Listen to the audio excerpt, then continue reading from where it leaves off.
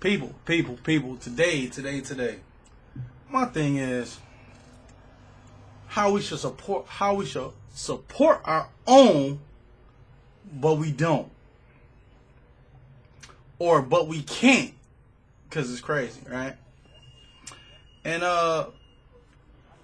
particularly urban black-owned businesses, I'm speaking upon, and I just got some issues with it sometimes, or a lot of times. I try not to, I try to support when I can, but there's some things I gotta address, man, and I really can't.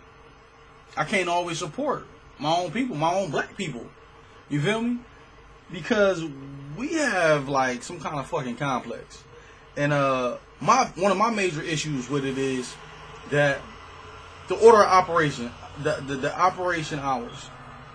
You open from 9 to 9, but you don't open till 10 and you leave at 7. That's some bullshit. If I want to spend my money with you, whether it's a clothing store, a sporting goods store, and definitely a restaurant, because I be needing to get in and out, so I can be on time wherever I gotta go. Especially if it's a restaurant. I order my food at 12.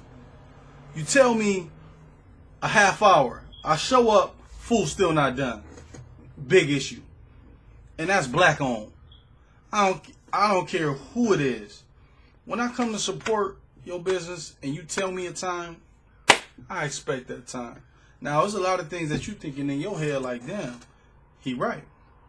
There's been plenty of times where people say and do things and don't live up to those expectations. I understand you in the hood. I understand that you got people coming to support you, but shit, I can't never get my shit on time. That's one thing. When it's a clothing store, particularly restaurants I'm speaking of, the service is fucking terrible.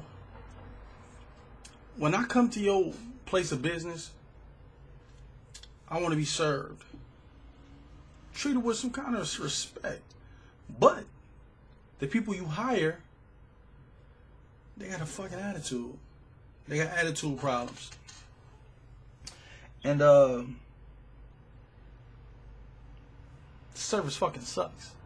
People have selective hearing when they having a bad day at work. That's your job. And no one told you to pick that job. But that's the job you have. Right? So when I order something and you got selective hearing, right off the bat, I ain't thinking about giving you no tip. And I like the tip, you know what I'm saying? Especially when the service is good. But these black-owned businesses, urban businesses, we have a hard time supporting because at times it is the consumer. It is the customer. We always try to get something for the low. You try to nickel and dime a person to death, which black businesses can't survive based upon that because I know you.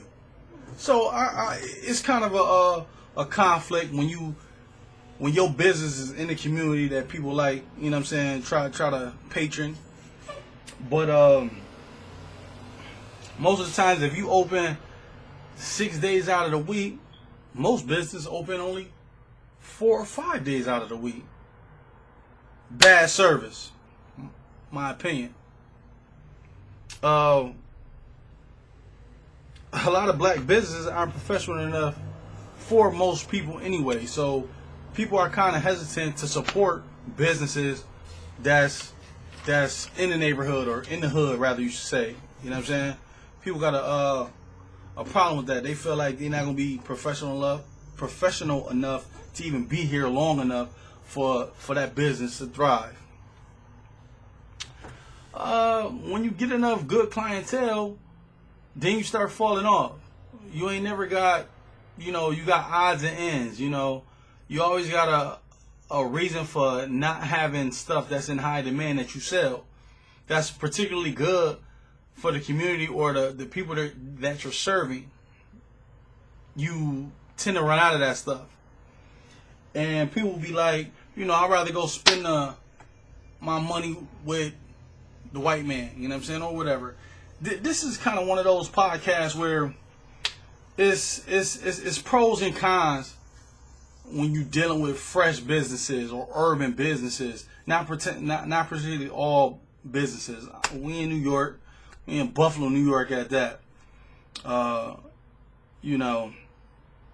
But you got some places that's around and they thrive for a while, but then you got people that's you're not paying the taxes, and you got a thriving business in the neighborhood where you get the most money from, particularly black people. You know what I'm saying? I've worked in retail when I'm talking about far as clothing stores, because I'm flip-flopping with clothing in restaurants. Women are the biggest consumers.